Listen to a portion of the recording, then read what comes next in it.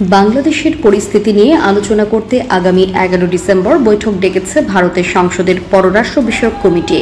বর্তমানে এই কমিটির নেতৃত্বে রয়েছেন দেশটির সংসদ লোকসভার কংগ্রেস দলীয় আইন প্রণেতা শশী থারুর। তবে বাংলাদেশ পরিস্থিতি নিয়ে খুব বেশি কথা বলা ঠিক নয় বলে মন্তব্য করেছেন দেশটির বিরোধী দল কংগ্রেসের এই সংসদ সদস্য। গতকাল শুক্রবার ভারতীয় বার্তা সংস্থা এএনআইকে দেওয়া এক সাক্ষাৎকারে এমন মন্তব্য করেছেন শশী থারুর। এএনআই বলছে, কংগ্রেসের এই এমপি বাংলাদেশ স্কন নেতা চিন্ময় কৃষ্ণ দাস ব্রহ্মচারীর গ্রেফতারের পর প্রতিবেশী দেশের পরিস্থিতি নিয়ে উদ্বেগ প্রকাশ করেছেন। শশী থারুর বলেছেন, লোকসভার পররাষ্ট্র বিষয়ক কমিটি আগামী 11 ডিসেম্বর বাংলাদেশ পরিস্থিতি নিয়ে একটি বৈঠক ডেকেছেন।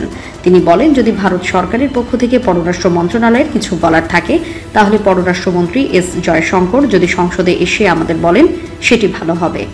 বাংলাদেশ সম্পর্কে বিস্তারিত জানার জন্য আমরা 11 ডিসেম্বর পররাষ্ট্র বিষয়ক কমিটির বৈঠক আহ্বান করেছি। বাংলাদেশে যা ঘটছে তা নিয়ে আমরা উদ্বিগ্ন। সব সংখ্যালঘুর নিজ দেশে গণতান্ত্রিক অধিকার পাওয়া উচিত।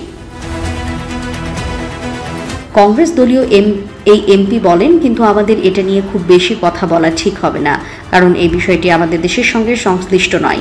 দেশটির বিরোধী দলীয় সংসদ সদস্য শশী থারুর বাংলাদেশ পরিস্থিতি নিয়ে খুব বেশি কথা বলা ঠিক হবে না বলে মন্তব্য করলেও ভারতের সংসদে পরপর 2 দিন অর্থাৎ গত বৃহস্পতিবার এবং গতকাল শুক্রবার বাংলাদেশ নিয়ে আলোচনা হয়েছে।